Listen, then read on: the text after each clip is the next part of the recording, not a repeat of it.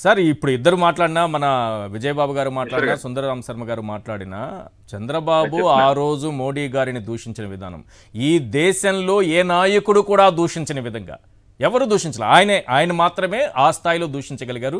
వ్యక్తిగత అంశాల జోలికి కూడా వెళ్ళినట్టు నాయకుడు. ఢిల్లీ వీధుల్లో అక్కడ 12 కోట్ల రూపాయలు ఖర్చు పెట్టి ధర్మ పోరాట దీక్షలు చేసి తెలుగులో తిడితే అర్థం కాదని బాలకృష్ణ లాంటి గొప్ప నటుడితో హిందీలో తిట్టించారు అర్థమయ్యే విధంగా.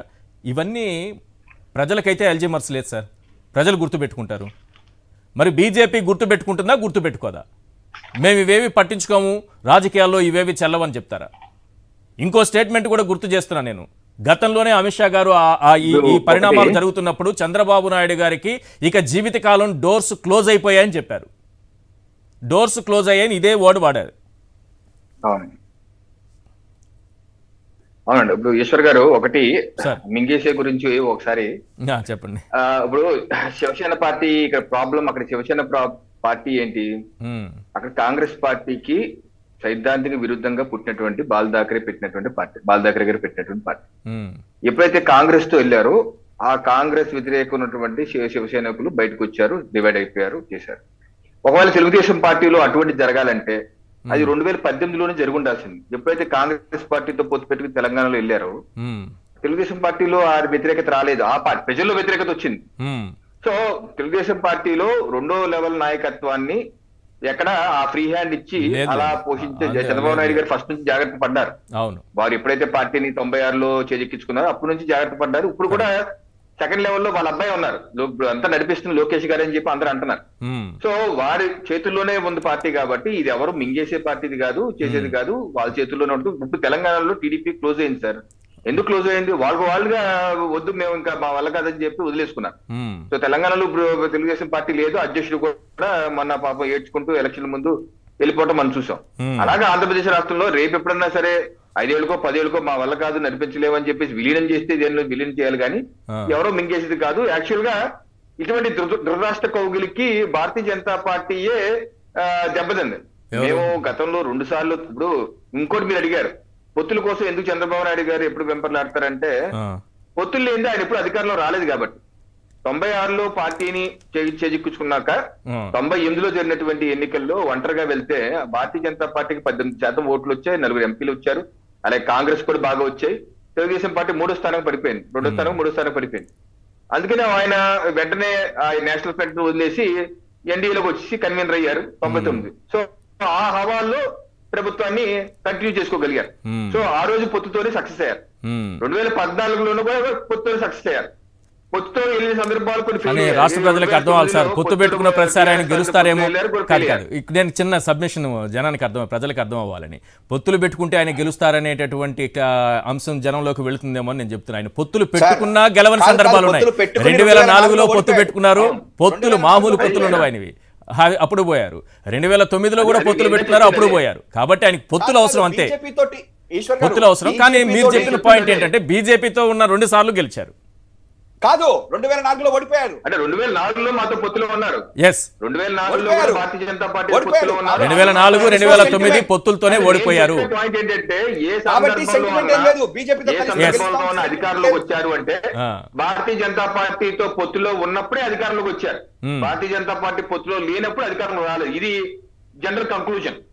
సో ఏ పార్టీతో వెళ్ళినా సరే ఆయన అధికారంలోకి అయితే రాలేదు. సో అది ఒక సైకలాజికల్ బ్లాకేజ్ కూడా ఉంటది. ఎందుకంటే బీజేపీ ఒక సైకలాజికల్ బ్లాకేజ్ లో ఉండొచ్చు. కానీ నేనేంటే ఏ పార్టీని ఎవరు మింగలేరు. సో ఎందుకు చేయరు సార్? మీరు ఎందుకు చేయరు? అధికారం కోసం ఎక్కడ పార్టీలో మీరు చిలుకలు పెడతారో వాళ్ళే తెచ్చుకుంటారో అది ప్రజలు డిసైడ్ చేస్తారు, చూసే వాళ్ళకి అర్థమవుతుంది. అది పక్కన పెడదాం. చంద్రబాబే వెతుక్కుంటా మీ దగ్గరకు వచ్చిన తర్వాత నేను సీట్లు ఇస్తా, నేను పొత్తు పెట్టుకుంటా అంటూ ఆయనే వెంపర్లాడుతూ ఆయన మీ చుట్టూ తిరుగుతున్నప్పుడు విలీనం అడగచ్చు కదా. అంత బలహీనంగా ఉన్నారు. 23 సీట్లు ఆయనవి, అందులో 4 వెళ్ళిపోయారు. 19 సీట్లతో ఉన్నటువంటి పార్టీ. మొన్న స్థానిక సంస్థల ఎన్నికల్లోనూ ఆయన ప్రభావం ఏం కనబడలేదు. ఉప ఎన్నికల్లోనూ ఆ ప్రభావం ఎక్కడా కనపడలేదు. కొన్ని ఉప ఎన్నికల్లో అయితే పూర్తిగా తప్పుకున్నారు. విలీనం అడగచ్చు కదా, ఎందుకు వదులుకుంటున్నారు అవకాశాన్ని? పోనీ మోడీ గారిని తిట్టినందుకో, దూషించినందుకో, అమిత్ షా గారి మీద రాళ్లదాడి చేసినందుకో విలీనం చేయించుకోవచ్చు కదా మీరు అడిగి. ఆ ప్రతిపాదన ఎందుకు పెట్టరు? చెప్పండి, మీరు మిమ్మల్ని కలిసినప్పుడు మీరు చెప్పండి. కానీ ఏంటంటే ఇప్పుడు ఇంకొక కాదు సార్, పాయింట్, ఆయన వస్తున్నారు కాబట్టి చెప్తున్నా, మీరే వెళితే నేను చెప్పలేను ఆ మాట. ఆల్రెడీ పార్లమెంటరీ పార్టీని విలీనం చేసి విజయబాబు గారు సూపర్ పాయింట్ చెప్పారు, గుర్తు చేశారు చూడండి. పాయింట్ ఏంటంటే విజయబాబు గారు చెప్తున్నారు, వినండి సార్, చెప్పండి సార్. ఆల్రెడీ కాదు రవికిరణ్ గారు ఒక్క నిమిషం ఆగాలి, క్లారిటీగా ఉండాలి. రవికిరణ్ గారు ఒక్క నిమిషం ప్లీజ్. విజయబాబు ఆల్రెడీ పార్లమెంటరీ పార్టీని ఎప్పుడో విలీనం చేసేసాడు బీజేపీలో. అంటే చేసిన తప్పుకి ప్రాయశ్చిత్తంగా గిఫ్ట్ గా ఇచ్చాడంట. ఎందుకంటే మామూలుగా వాళ్ళుగా వెళ్ళిపోయినట్టయితే టీడీపీ నుంచి విపరీతమైనటువంటి విమర్శలు వచ్చాయి వాళ్ళ మీద. ఒక్క విమర్శ అంటే ఒక్క విమర్శ కూడా రాలా. చాలా మౌనంగా నిశ్శబ్దంగా ఉన్నారంటే ఒక గిఫ్ట్ గా చేసినటువంటి తప్పుకి గిఫ్ట్ గా ఇచ్చారనేటువంటిది మనం అర్థం చేసుకోవచ్చు. కాంగ్రెస్ పార్టీకి ఏమో అక్కడ గిఫ్ట్ గా ఇచ్చి అక్కడ ఎన్నికల్లో పోటీ చేయకుండా అక్కడ దుకాణం మూసుకున్నారు. సో 2 మేజర్ డోర్స్ అనేటువంటివి అక్కడ క్లోజ్ అయిపోయాయి. ఇక ఓన్లీ ఒక బలహీనంగా కొట్టుమిట్టాడుతుంది ఆంధ్రప్రదేశ్ లో 23 సీట్లతో ఉన్న టీడీపీ. ఈ 23 సీట్లతో ఉన్నటువంటి టీడీపీని ఇప్పుడు కూడా అంటే కొనవూపిరితో ఉన్న పరిస్థితి. అందుకే క్షతగాత్రుడు అన్నా నేను. ఆ గాయాలతో ఇవాళ ఆయన దగ్గరికి వెళ్ళి ప్రాధేయపడుతున్నాడు. ఆ ప్రాధేయపడుతున్నప్పుడు మాత్రం జాలిపడేటువంటి అది ఆ రాజకీయాల్లో ఉండదండి.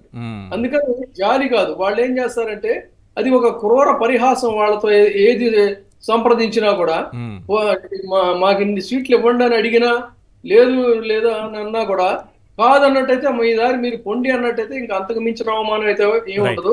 ఇంకా 2 అవకాశాలు కూడా ఉన్నాయి కాబట్టి అన్ని సవ్యంగా జరిగితేనే 10th క్లాస్ కుర్రాడు రిజల్ట్స్ కోసం ఏ విధంగా అయితే ఒక ఉత్కంఠతో ఎదురు చూస్తుంటాడో తెలుగుదేశం పార్టీ శ్రేణులన్నీ కూడా ఇవాళ అంత ఉత్కంఠతో బీజేపీ నుంచి ఎలాంటి రెస్పాన్స్ వస్తుందో అని ఉంటుంది. ఇక్కడ ఇంకొకటి ఏంటంటే నేను రవికిరణ్ గారిని అప్రిషియేట్ చేస్తున్నా. ఆయన కొన్ని విషయాలు చాలా నిక్కచ్చిగా మాట్లాడుతుంటే నాకు అనుమానం కలుగుతోంది. ఇవన్నీ మరి వాళ్ళ పార్టీ అధ్యక్షురాలు యొక్క అనుమతితోనే ఆయన మాట్లాడుతున్నాడా? ఆవిడకైతే మరి ఇలాంటి మాటలు రుచించవు. టీడీపీ గురించి ఆయన ఎంత ముక్కుసూటిగా మాట్లాడటం. బట్ ఏదేమైనా కూడా అభినందనీయం. ఇప్పుడు ఉన్నటువంటి సినేరియోలో తాజాగా జరిగిన తెలంగాణ ఎన్నికల్లో కాంగ్రెస్ పార్టీకి ఆయన మద్దతు ఇచ్చాడు అనేటువంటిది బహిరంగ రహస్యం. ఈ వ్యవహారం, ఈ పచ్చి అవకాశవాద రాజకీయం మోడీ గారి అమిత్ షా ద్వయానికి తెలియదు అనుకోవడం పొరపాటు. కాబట్టి అవన్నీ కూడా స్పృహలోనే ఉంటాయి. ఆ స్పృహతోనే వాళ్ళు సంప్రదింపులు జరుపుతారండి. అందుకని ఏం జరిగినా అందులో ఖచ్చితంగా ఒక ఇంటర్నల్ స్ట్రాటజీ అనేది బీజేపీ ఉంటుంది. అది టీడీపీకి సాగు దెబ్బ, కలిసినా కలవకపోయినా కూడా. రవికిరణ్ గారు ప్లీజ్ విలీనం గురించి మాట్లాడారు. విలీనం గురించి అనుకున్నాను కదా, రాజ్యసభలో విలీనం చేశారు కదా. ఇప్పుడు విజయబాబు గారు అంటున్నారు రాజ్యసభలో విలీనం చేశారు, నేను గుర్తు చేశాను, మంచి సలహా కూడా ఇచ్చాను.